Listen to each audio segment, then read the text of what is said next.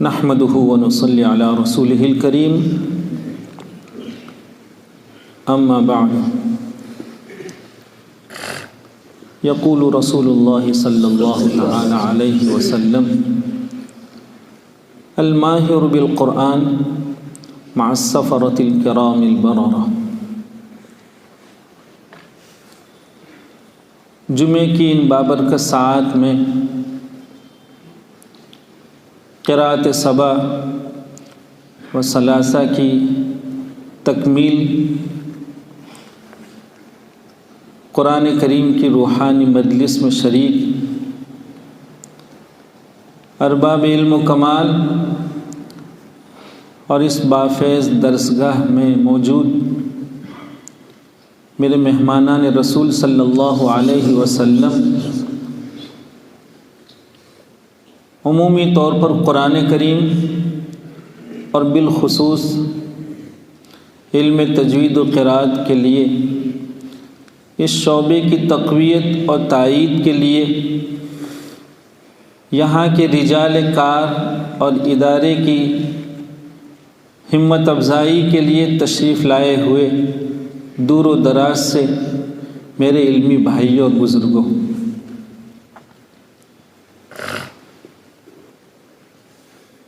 ہم نے ہمیشہ اپنے عزیزوں کی خدمت میں یہ عرض کیا ہے کہ بھائیوں، اللہ رب العزت کی ذات بے نیاز ہے، وہ بے نیاز ہے، اور بے نیازی کے ایسی مثالیں ہمارے سامنے ہیں۔ ابھی انگلینڈ گیا تھا پچھلے ہفتے، 28 سالہ ایک جوان جو بہت اعلیٰ ڈگری رکھتا ہے، بہت اعلیٰ ڈگری، ایٹم بم بناتے ہیں اس کمپنی میں، بہت اعلیٰ پوسٹ پر، لیکن صاحب لحیہ، سفید پوش، بہت مصروفیت کے باوجود وہاں ایک مسجد معاذ بن جبل ہے، وہاں کے امام سے روزانہ بلا ناغہ بہت پابندی اور التزام کے ساتھ قرأت سبع کی تکمیل کر رہے تھے۔ وہ اس مجلس میں موجود تھے جس مجلس میں اور بھی کئی طلبہ عزیز نے ختم کیا، ان کو بھی شریک کیا گیا تھا۔ ہم آپ عزیزوں کی خدمت میں یہ عرض کرنا چاہتے ہیں کہ بچوں، اگر کچھ توفیق ہمارے حصے میں آئی ہے تو یہ محض اللہ کا کرم ہے، وہ ذات بے نیاز ہے، ہمارے اور آپ کے روٹھ جانے سے کوئی نقصان ہونے والا نہیں ہے۔ وَإِن تَتَوَلَّوْا يَسْتَبْدِلْ قَوْمًا غَيْرَكُمْ ثُمَّ لَا يَكُونُوا أَمْثَالَكُمْ۔ اللہ تعالیٰ ہماری حفاظت فرمائے۔ یہ مدارس اور یہ درسگاہیں ہمارے آپ کے لیے تو دیکھیں، امت کے لیے تو ہے ہی ہے، ہمارے اور آپ کے لیے یہ خصوصی نعمتیں ہیں۔ اللہ تعالیٰ نے ان درسگاہوں کی برکت سے بہت قلوب میں ہمارے آپ کے لیے جگہ فرمائی ہے، دنیا ہمیں عزت کی نگاہوں سے دیکھ رہی ہے۔ خدا نخواست ان درسگاہوں کو کمزور کرنے میں، ان کو اجارنے میں اگر ہماری غفلت، ہماری کاہلی، ہماری سستی، مقصد سے آنکھ بند کرنا، اگر یہ کچھ رہا تو عند اللہ ہم سے کوئی جواب نہیں بنے گا۔ یاد رکھیں، یہ بہت بڑی نعمتیں ہیں، ضرورت اس بات کی ہے کہ ان کو نعمت سمجھ کر پوری قدردانی کے ساتھ ہم اپنا اوقات عزیز کو ان درسگاہوں میں گزاریں، ہم اپنی ذمہ داریوں کا احساس کریں۔ کیا ذمہ داری اللہ تعالیٰ نے ہمارے حصے میں فرمائی ہے؟ خیر، چونکہ قاری صاحب بہت درس سے گفتگو فرما رہے تھے تو ذہن ادھر منتقل ہو گیا، ورنہ میرے بھائیوں، جن عزیزوں نے ابھی مختصر پروگرام میں ترتیل اور تدویر میں قرآن کریم کو پیش کیا ہے، بڑی مسرت ہوئی، بہت مسرت، بڑی خوشی ہوئی، ماشاءاللہ، بہت مبارک ہو۔ آپ کے انداز تلاوت کو سن کر امید بنی، آپ نے اچھی ترقی کی ہے، ماشاءاللہ، آپ کا تلفظ نکھرا، آپ اس زمانے میں موجود جو جاذب لہجے ہیں ان کو اپنانے کا شوق رکھتے ہیں۔ مبارک ہو، بہت مبارک ہو، آگے بڑھیے، خوب آگے بڑھیے۔ البتہ واللہ عالم ایسا لگتا ہے کہ کچھ مصر کے لوگ صرف بھاگل میں آئے ہیں، ایسا لگتا ہے، اور شاید بھاگل سے بہت کم ادھر ادھر کہیں گئے ہیں۔ ترتیل پڑھنے والے دونوں بھاگل کے تھے۔ میں نے کہا بھائی یہ انہی کے حصے میں آیا ہے کیا؟ اور کیا وہاں سے کوئی وہ لوگ کوئی پالن پور کے دوسرے دیہاتوں میں پھیلے نہیں ہیں؟ خیر، سبھی کو کوشش کرنی چاہیے بچوں، سب کو کوشش کرنی چاہیے۔ اسی طرح ہمارے جن عزیزوں نے قرأت سبا اور ثلاثہ کی تکمیل فرمائی، بہت مبارک ہو بچوں، آپ ہمارا کیا شکریہ ادا کریں گے؟ ہم آپ کا شکریہ ادا کرتے ہیں۔ یہ ساتھ ایسے ہی ملا کرتی ہے، آپ کی برکات سے اور شب و روز کی آپ کی عرق ریزی سے، آپ کی محنتوں سے الحمدللہ یہ نعمتیں اور یہ بابرکت ساعات اور مستجاب لمحے ہمارے حصے میں آ رہے ہیں۔ آپ نے ہمیں یاد فرمایا، بہت آپ کی ہم قدر کرتے ہیں، آپ کے لیے کلمات تشکر پیش کرتے ہیں، دعا کرتے ہیں کہ آپ خوب آگے بڑھیں۔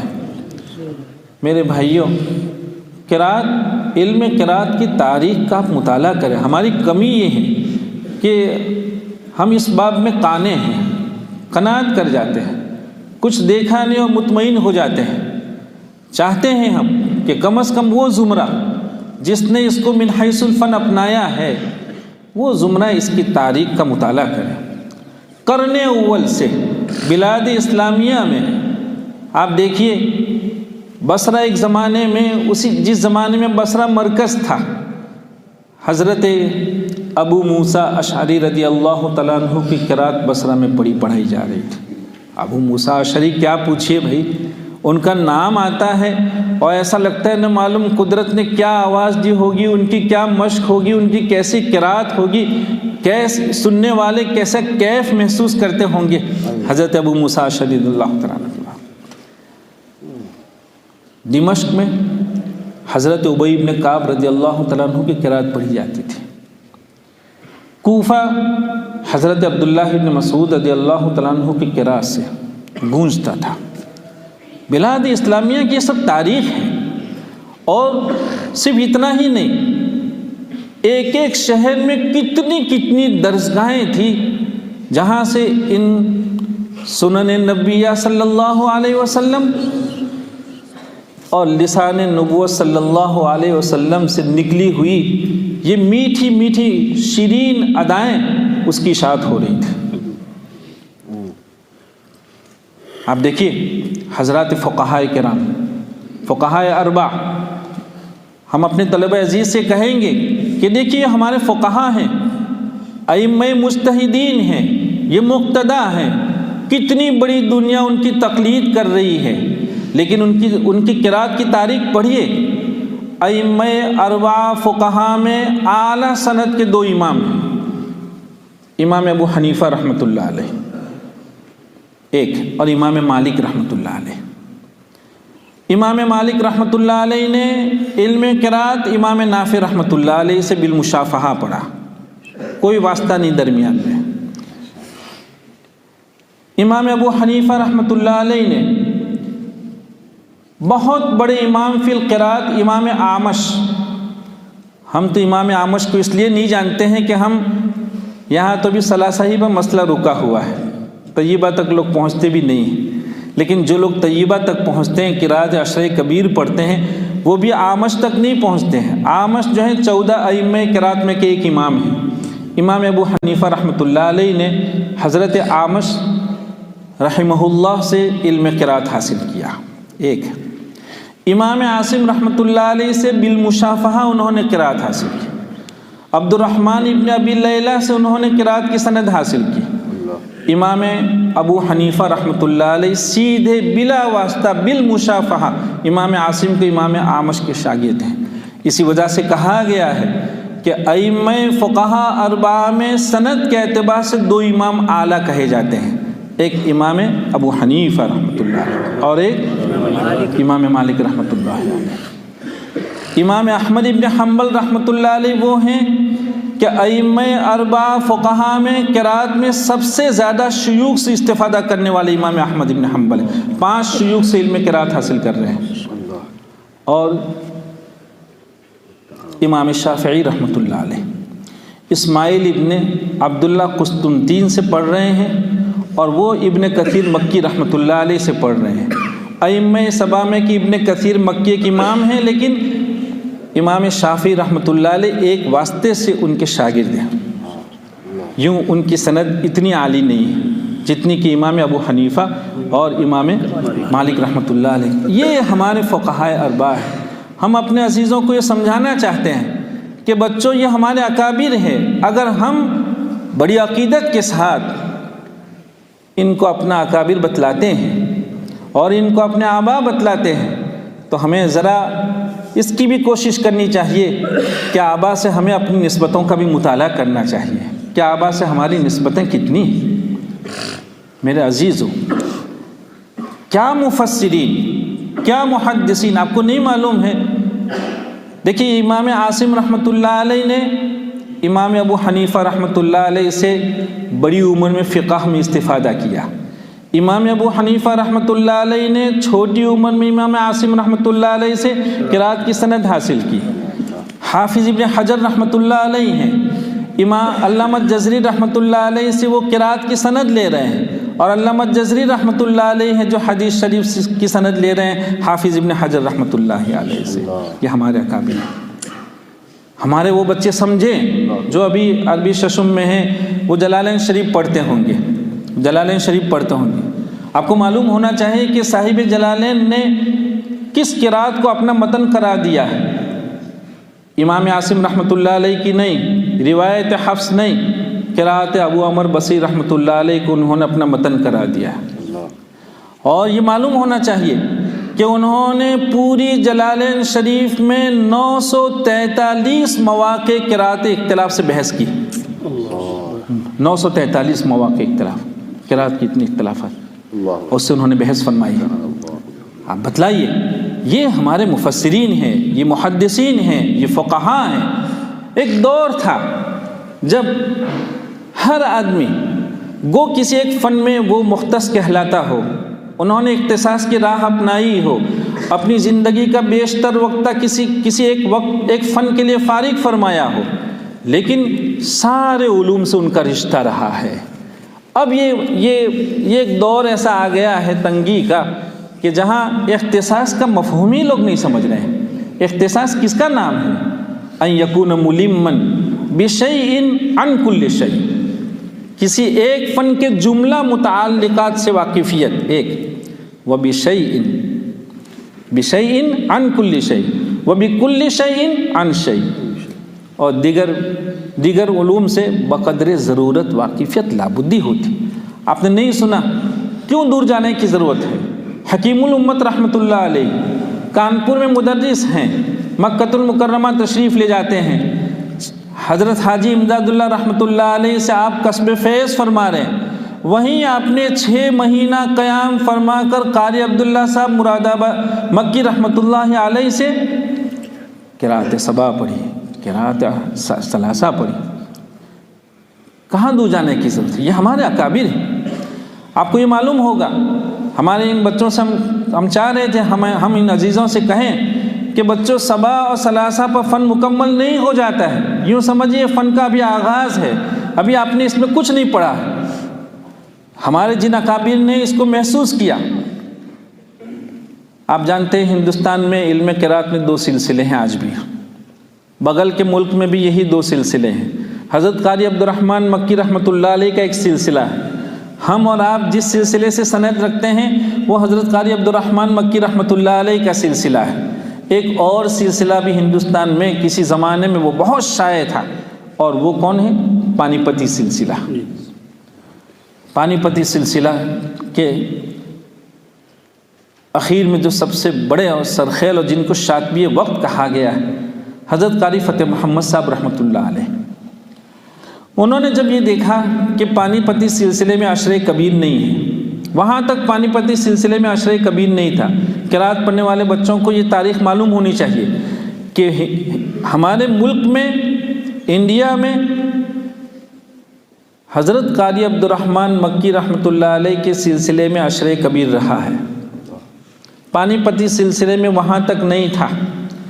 پھر حضرت قاری فتح محمد صاحب رحمۃ اللہ علیہ اپنے چند علمی فنی سوالات لے کر حضرت قاری حفظ الرحمن رحمۃ اللہ علیہ صدر القراء دارالعلوم دیوبند کے یہاں پہنچتے ہیں اور ان سے اپنے سوالات کے باب میں مذاکرہ فرماتے ہیں۔ حضرت قاری حفظ الرحمن رحمۃ اللہ علیہ نے اپنے استاذ محترم حضرت قاری عبد الرحمن رحمۃ اللہ علیہ کی عبارتوں کو بلفظ ہی نقل کرتے ہوئے ان کے جوابات دیے، انہیں بڑا اطمینان ہوا، اور پھر انہوں نے وہیں بیٹھے بیٹھے یہ درخواست فرمائی کہ ہم آپ سے عشرِ کبیر پڑھنا چاہتے ہیں۔ کون؟ شاطبی وقت۔ اور ہم نے جیسے گفتگو شروع کی کہ بچوں ہمیں یہ سمجھنے کی ضرورت ہے کہ اللہ کی ذات بے نیاز ہے۔ کس سے کام لیا آج آپ اپنے اساتذہ کرام سے سنیے، عنایت رحمانی کو سمجھنا اساتذہ کے لیے بھی مشکل ہو رہا، اتنی مفصل۔ ایک مدرس بھی روزانہ اپنے اسباق کے حصے کی عنایت رحمانی کا بالالتزام مطالعہ اس کے لیے بھی مشکل ہوتا ہے۔ اتنی بحث فرمائے، 3 بڑی بڑی ضخیم جلدوں میں۔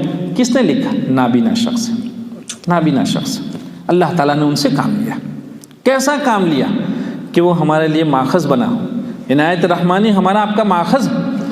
یہ حضرت قاری فتح محمد صاحب رحمۃ اللہ علیہ حضرت قاری حفظ الرحمن رحمۃ اللہ علیہ سے درخواست کرتے ہیں، 20 روز دارالعلوم دیوبند میں قیام فرماتے ہیں اور 20 روز میں عشرِ کبیر کی تکمیل کرتے ہیں۔ 20 روز میں، انداز تو لگائیے، عشرِ کبیر، لوہے کے چنے ہیں عشرِ کبیر، اتنا مشکل ہے، لیکن صاحب فن ہوتا ہے، صاحب کمال ہوتا ہے، پڑھنے والا بھی کمال کو پہنچا ہوتا ہے، اور پھر پڑھانے والے کو تو پوچھئے ہی کیا، وہ تو امین تھے حضرت قاری عبد الرحمن مکی رحمۃ اللہ علیہ کے فن کے، حضرت قاری حفظ الرحمن رحمۃ اللہ علیہ۔ اس لیے ہم اپنی عزیزوں سے درخواست کرتے ہیں کہ بچوں آگے بڑھو، یہاں تک اس سلسلے کو ختم نہیں کر دیا کرتے۔ دیکھیے، اس کے بغیر فن سمجھ میں نہیں آئے گا، سمجھیے برابر۔ آپ دیکھیے روایت حفص رحمۃ اللہ علیہ میں آپ وقف کی کتنی کیفیت جانتے ہیں؟ وقف بالاسکان، وقف بالاشمام، وقف بالروم اور وقف بالابدال، ختم۔ وقف کی کتنی 9 کیفیات ہیں جو ہماری روایت میں نہیں ہیں۔ ان 5 کیفیات کو جاننے، سمجھنے اور اس پر عمل کرنے کے لیے ان قراتوں کا رخ کرنا پڑے گا۔ کیا آپ کے یہاں الحاق ہائے سکتا ہے؟ العالمین ہے؟ نہیں ہے۔ کہاں پڑھیں گے آپ کو عشرِ کبیر میں جانا پڑے گا، تب جا کے آپ یہاں پہنچیں گے۔ اور اتنا نہیں، سمجھیے، ہم نے سب نے اب تک یہی پڑھا ہے کہ حروف مدہ ہمیشہ ساکن ہوتے ہیں، وہ کسی کی حرکت کو قبول نہیں کرتے، سب نے یہی پڑھا۔ آپ عشرِ کبیر میں آئیے تو آپ کو انداز ہوگا کہ یہ حروف مدہ بھی ضرورت کے تحت حرکات کو منظور کر لیا کرتے ہیں، وہ قبول کر لیتے ہیں۔ قالوا آمنا فی انفسکم قالوا آمنا۔ یہ ایسی چیزیں آپ کے علم میں کب آئے گی؟ آپ عشرِ کبیر کا رخ کریں گے، تب جا کے آپ کی سمجھ میں آئے گا کہ دیکھیے حروف مدہ بھی ہمیشہ نہیں، لیکن جب ضرورت پیش آتی ہے تو یہ بھی بیچارے کہتے کہ ٹھیک ہے دے دو، بوجھ برداشت کر لیں گے، اس کا نہیں سمجھ میں آئے تو یہ ہے۔ ہاں ایک ہے میم جمع، وہ اٹل ہے، آج بھی اٹل ہے، وہ نہ سبا میں، نہ ثلاثہ میں، نہ عشرِ کبیر میں میم جمع کبھی کسی کو منظور نہیں رکھتی۔ یہ ایک میم ہے، یہ ایک ہے کہ جو چاہے وصل ہو چاہے وقف ہو کبھی بھی کسی کے حرکت کو منظور نہیں رکھتی ہے۔ کیوں نہیں رکھتی ہے؟ اس لیے کہ عربیت میں ضمہ علامت جمع کہلاتا ہے۔ اگر وہ کسی کے حرکت کو منظور کر لے، مثلا لکم انفسکم، تو میم پر تو فتحہ آ جائے گا، اور یہ میم تو جمع کی ہے، اور جمع کی میم کے لیے کیا ہونا چاہیے؟ ضمہ ہونا چاہیے۔ اس لیے میم جمع کبھی بھی کسی کی حرکت کو قبول نہیں کیا کرتی۔ تو یہ سب ہم کب سمجھیں گے؟ بتلائیے آپ، یہ کب سمجھیں گے؟ ہمارے یہ بچے سمجھیں، یہ جب تک ہم قراتوں میں آگے نہیں بڑھیں گے، اس وقت الحمدللہ مارکیٹ میں ایسی کتابیں آ رہی ہیں. ابھی راستے میں کتاب دیکھ رہا تھا تو مجھے خیال ہے میں نے کہا ہاں ایک دور ایسا تھا جب فوائد مکیہ لوگ پڑھاتے تو یہ کہتے بھئی اس میں طریق شاطبی بھی ہے، طریق جزری بھی ہے. ہاں سب نے ماشاءاللہ محنت کی. دیکھو آپ سب بھائیوں نے مل جل کر اس فن کو گلے لگایا، محنت کی، اپنے آپ کو کھپایا تو فن ترقی کے کچھ درجات چڑھا ہے الحمدللہ کچھ سیڑھیاں چڑھا ہے. لیکن ابھی اور اوپر جانے کی ضرورت ہے. ورنہ ایک دور تھا جب زیادہ سے زیادہ لوگ کہتے بھئی طریق شاطبی اور طریق جزری، بس یہاں ختم. لیکن اب ہمارے بچے آگے بڑھے ہیں اور انہوں نے کہا کہ یہ طریق شاطبی عبید ابن صباح، طریق جزری تو کہا یہ عبید ابن صباح اور عمرو ابن صباح دونوں کو. پہلے ایک دور ایسا تھا کہ جب فوائد مکیہ میں یہ پڑھتے کہ مد منفصل میں توسط بھی ہے اور بطریق جزری قصر بھی جائز ہے تو بچے انجمنوں میں سب پڑھتے تھے. پھر وہ سکتہ بھی کرتے تھے اور قصر کرتے ہوئے بھی سکتہ کرتے تھے. ایک دور ایسا تھا.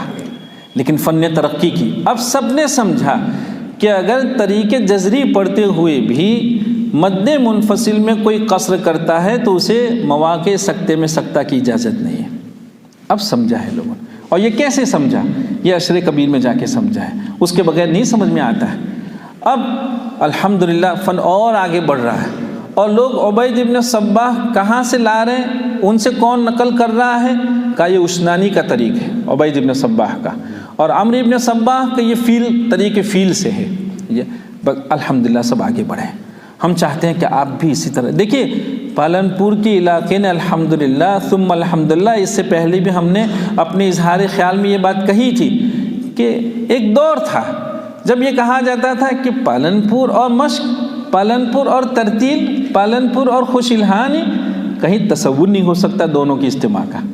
لیکن آپ نے الحمدللہ جو چیزیں تصورات کی اجازت نہیں دیتی تھی آپ نے وہ تصدیقات ماشاءاللہ تصدیقات میں بدل دیا. ماشاءاللہ بہت مبارک. ماشاءاللہ بچے کتنا اچھا پڑھ رہے تھے، کتنی پیاری آواز تھے بچوں کی ماشاءاللہ.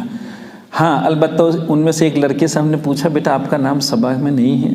صبا ختم کرنے والے بچوں میں کہا ہم صبا نہیں پڑھ رہے. تو ہمیں سن کر افسوس ہوا. نہیں ایسا نہیں کرتے. پڑھو بیٹا پڑھو. کیا ایسے مزے کا فن ہے، اتنے مزے. ایک جگہ ہم ابھی معلوم نہیں 2 مہینے ہو گئے شاید، میں نے کہا دیکھیے ہمارے یہاں لوگ کیا کہتے ہیں، وَإِن تَشْكُرُوا يَرْضَهُ لَكُمْ. طلب عزیز ہیں سب جانتے ہیں، علمی زمرہ بیٹھا ہے. ایک بحث آتی ہے وَإِن تَشْكُرُوا يَرْضَهُ لَكُمْ. یرضہ میں آپ جانتے ہیں کہ امام حفص رحمۃ اللہ علیہ کے یہاں سلا نہیں ہے. یرضہ کھینچ کر نہیں پڑھا جاتا ہے، ترک سلا ہے. جو ائمہ ہائے ضمیر کو حرکت پڑھتے ہیں ان میں سے صرف امام حفص ایسے ہیں جو اس میں سلا نہیں کرتے ہیں. تو اس پر بحث ہوتی ہے کتابوں میں کہ بھئی کیوں نہیں ہو رہا ہے. تو کہا یرضہ، صاحب خلاصہ کہتے ہیں وَلِأَنَّ أَصْلَهُ يَرْضَى، کہ اپنی اصل میں یرضاہ ہے، ما قبل میں الف ہے وہ ساکن ہوتا ہے، اور ہائے ضمیر کا ما قبل جب بھی ساکن ہوتا ہے تو صلہ نہیں ہوتا. یہ گفتگو ہے. لیکن ظاہر بات ہے صحیح نہیں ہے، یہ صحیح نہیں ہے. کیوں صحیح نہیں ہے؟ کہ الم یرہ احد، الم یرہ احد، وہ بھی تو یراہ ہے، اس کے باوجود وہاں صلہ ہو رہا ہے. اگر ما قبل میں الف ہونا ہی صلے کے لیے مانے تھا، یہاں کیوں؟ یہ نکات علمیہ، حضرت قاری عبد المالک رحمۃ اللہ علیہ کے نکات علمیہ چھپے ہیں. حضرت قاری اظہار احمد صاحب رحمۃ اللہ علیہ ان کے ممتاز شاگردوں میں ہیں، انہوں نے اس کو نقل کیا. تو انہوں نے اس کا ایک جواب دیا کہ ہاں یہاں اصل میں مابعد میں حمزہ ہے تو ضعیف اور قوی کا اجتماع ہوا اس لیے یہاں ہو جاتا ہے، یرضہ لکم یہ بات نہیں ہے، یہ ہو گیا. لیکن یہ بھی صحیح نہیں، واللہ اعلم. ہم نے کہا یہ بھی صحیح نہیں. کہا کیوں نہیں؟ کہا الم یرہ احد، تو یہاں ہا کے بعد حمزہ ہے. فمن یعمل مثقال ذرۃ خیرا یرہ ومن یعمل، یہاں کہاں حمزہ ہے؟ صلہ کرتے ہیں، سب کر رہے ہیں صلہ، سارے ائمہ بالاتفاق صلہ کر رہے ہیں. معلوم ہوا کہ یہ جو جوابات دیے جا رہے ہیں وہ ادھورے ہیں، لنگرے جوابات، وہ زیادہ نہیں چلتے ہیں. اور کبھی بہت لنگرا ہوتا ہے تو 2-3 قدم کے آگے نہیں چل سکتا ہے. ایسا لگتا ہے کہ یہ بہت لنگرا ہے.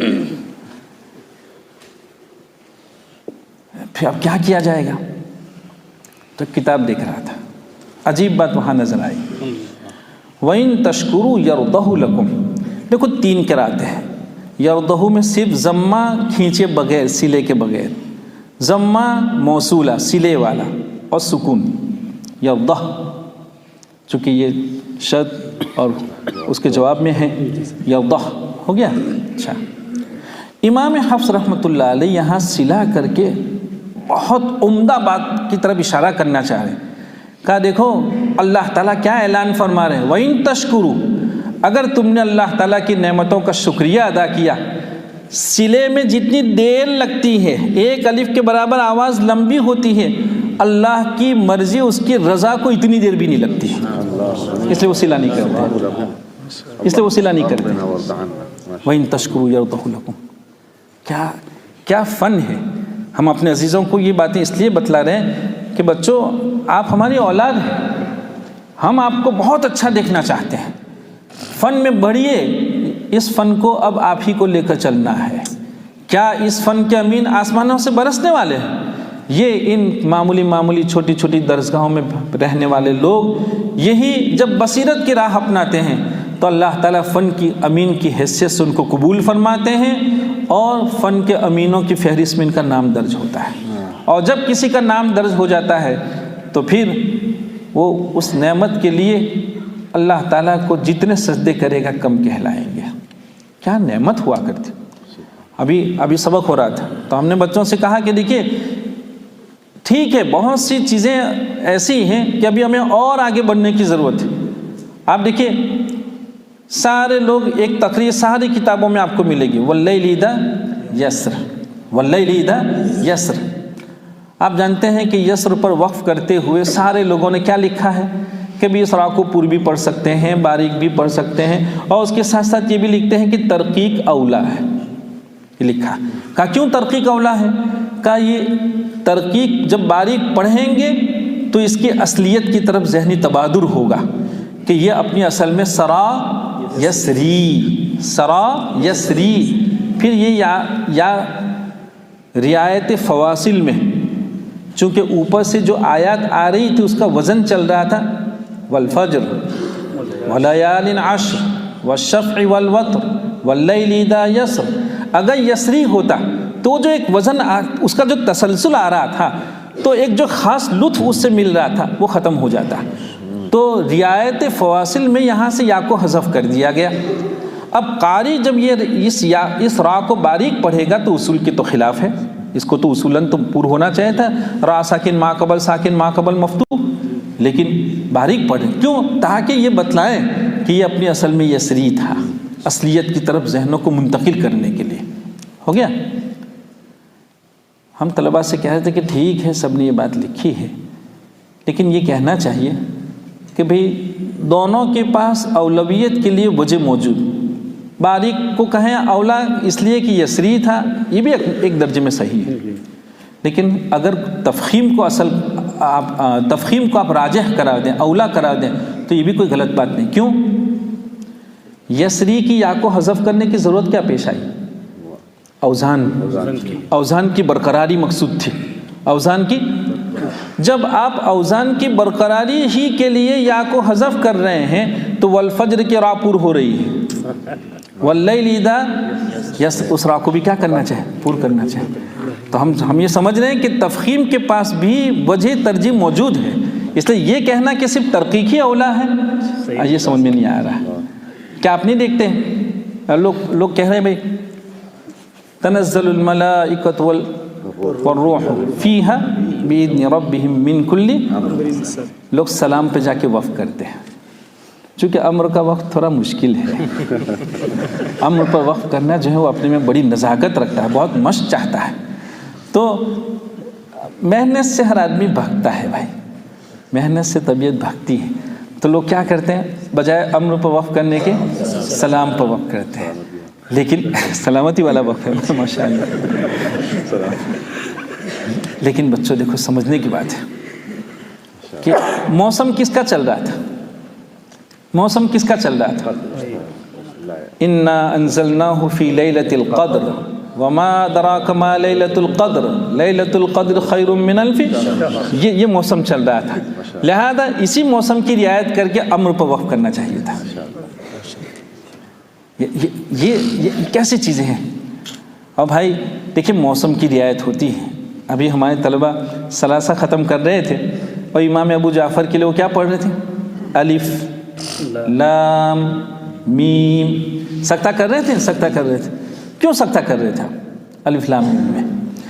امام ابو جعفر کو داد دیجیے، ان کے ذوق کو داد دیجیے۔ یہی ایک امام ہیں جنہوں نے عجیب و غریب امتزاج رکھا ہے، ایسی ملاوٹ کی۔ دیکھیے حروف مقطعات کی اپنی طبیعت، ان کا ذاتی مقتضا ایک دوسرے کو الگ کرنے کا ہے، انقطاع کا ہے۔ حروف مقطعات کو مقطعات کہا ہی اس لیے جاتا ہے کہ ان میں تقطیع ہے، الگ الگ۔ تو حروف مقطعات کا ذاتی مقتضا تقطیع کا ہے۔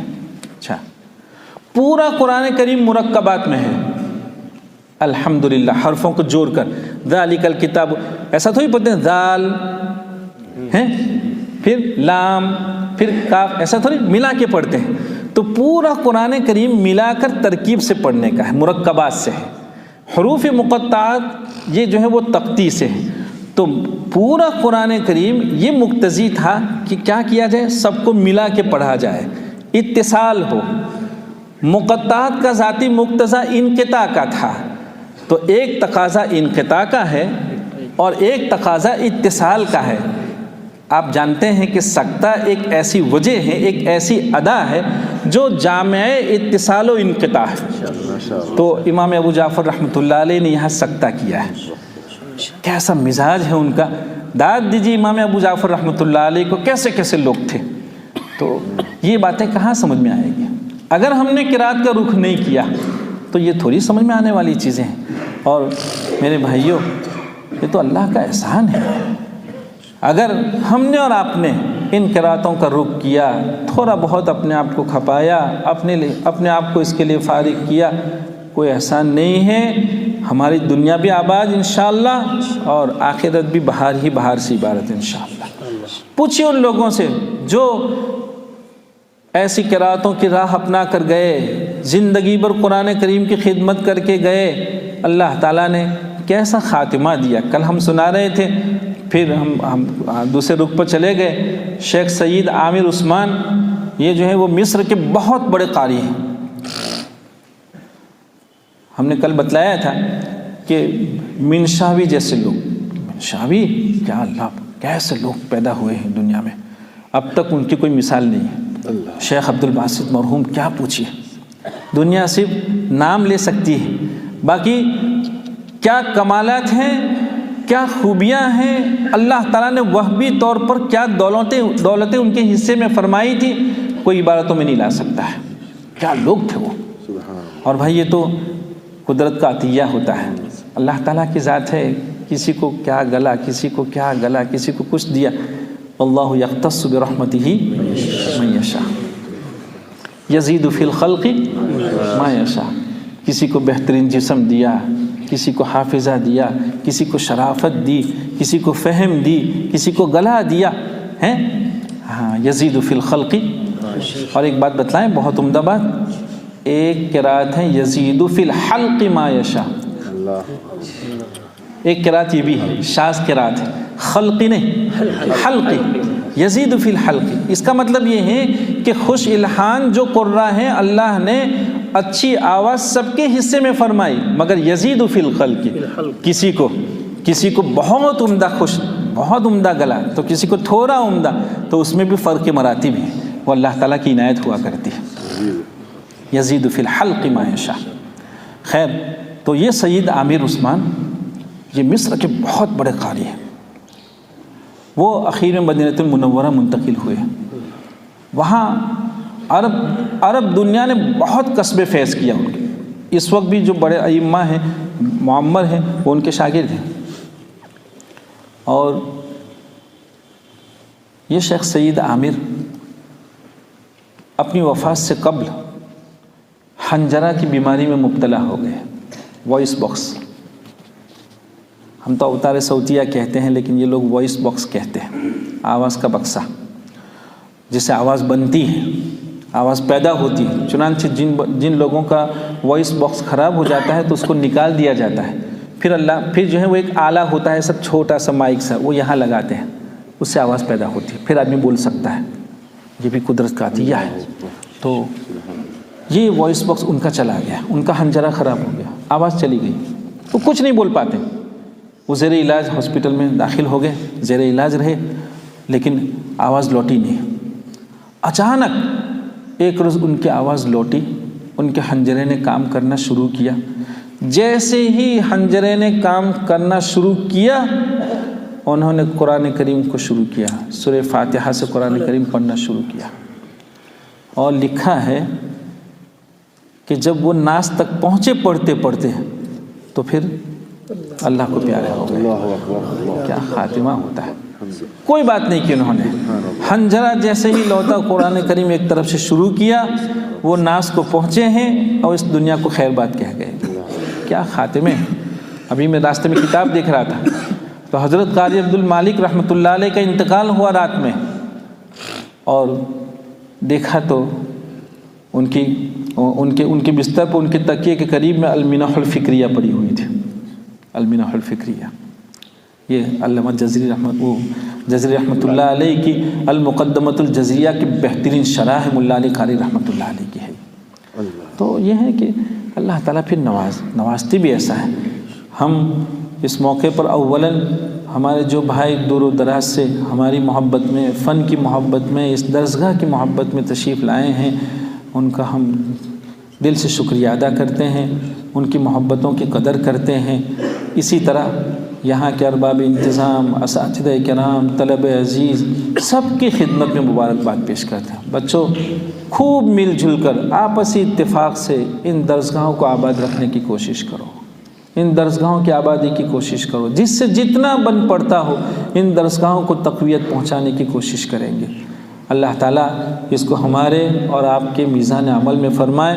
وآخر دعوانا ان الحمد للہ رب العالمین۔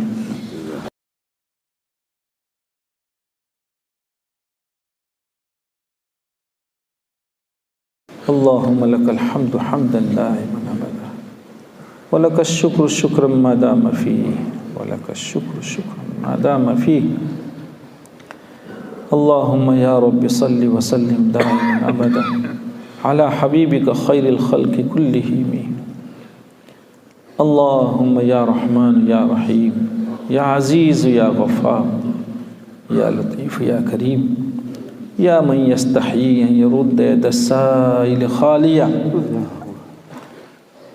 اللہم یا رحمن یا رحیم ظلمنا انفسنا وإن لم تغفر لنا وترحمنا لنكونن من الخاسرین، وإن لم تغفر لنا وترحمنا لنكونن من الخاسرین۔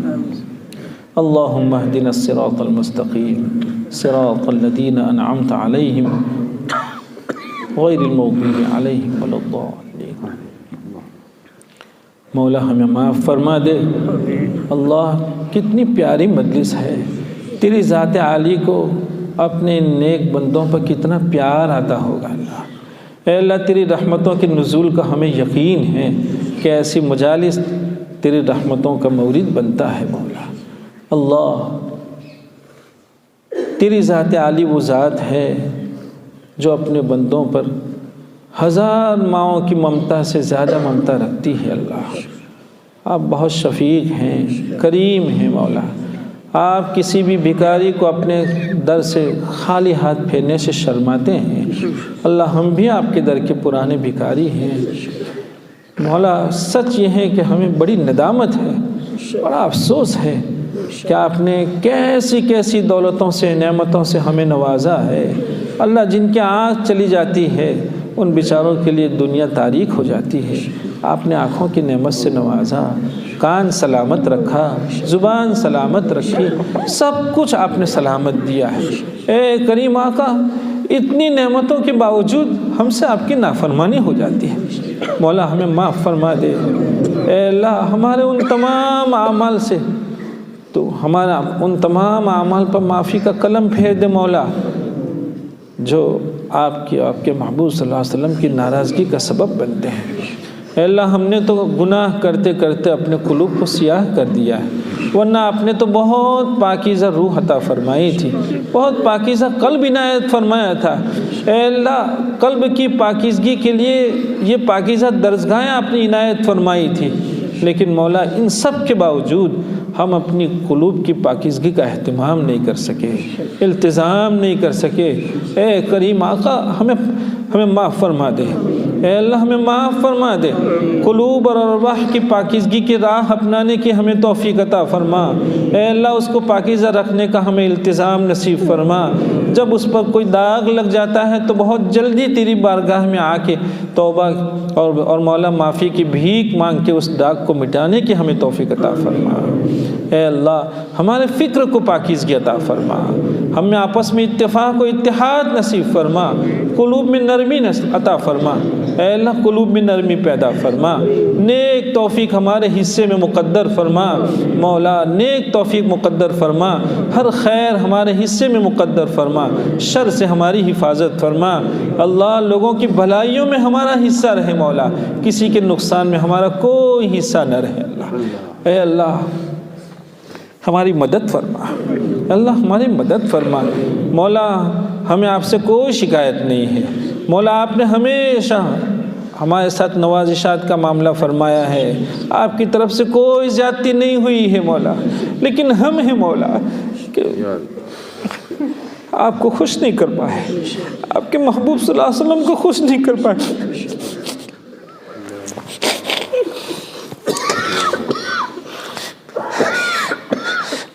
معاف فرما دے مولا، اے اللہ مستجاب ساتھ ہیں، تجھے تیرے ان محبوب صلی اللہ علیہ وسلم کے مہمانوں کا حوالہ ہے مولا، تیرے کلام پاک کا حوالہ ہے، معاف فرما دے،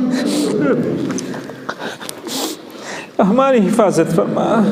اے اللہ ہماری زبانوں کی حفاظت فرما، ہمارے فکر کی حفاظت فرما، ہمارے اعمال کی حفاظت فرما، ہماری نسلوں کی حفاظت فرما۔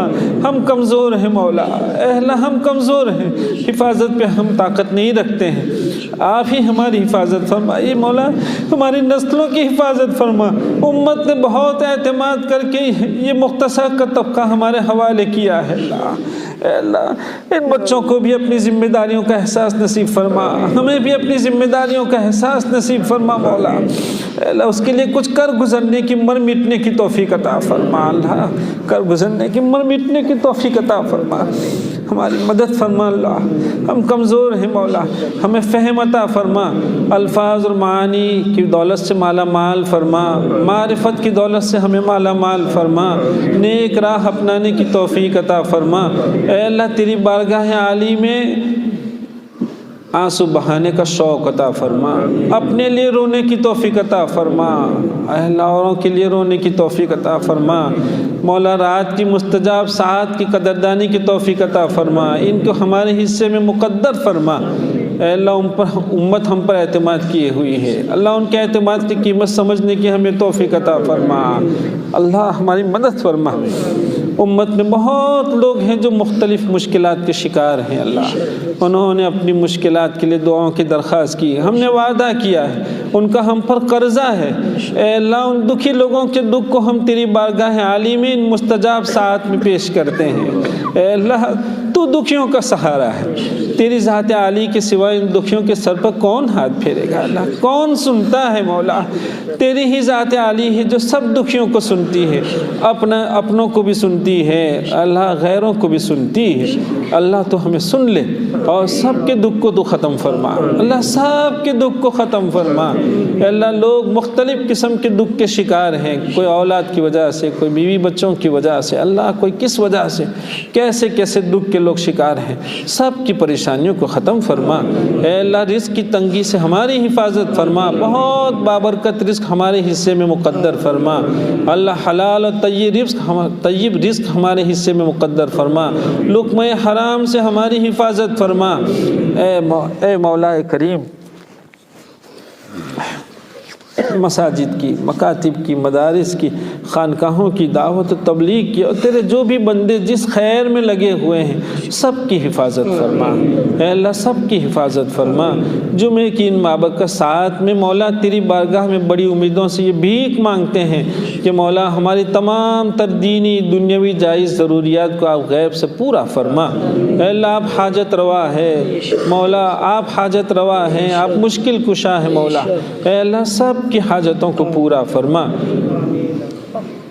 اتباع سنن کی توفیق عطا فرما اللہ، اتباع سنن کی توفیق عطا فرما، قلوب کی اصلاح کی توفیق عطا فرما، ہمارے قلب اور ہماری زبان کو تیری یادوں سے آباد فرما، تیرے ذکر میں جاری فرما۔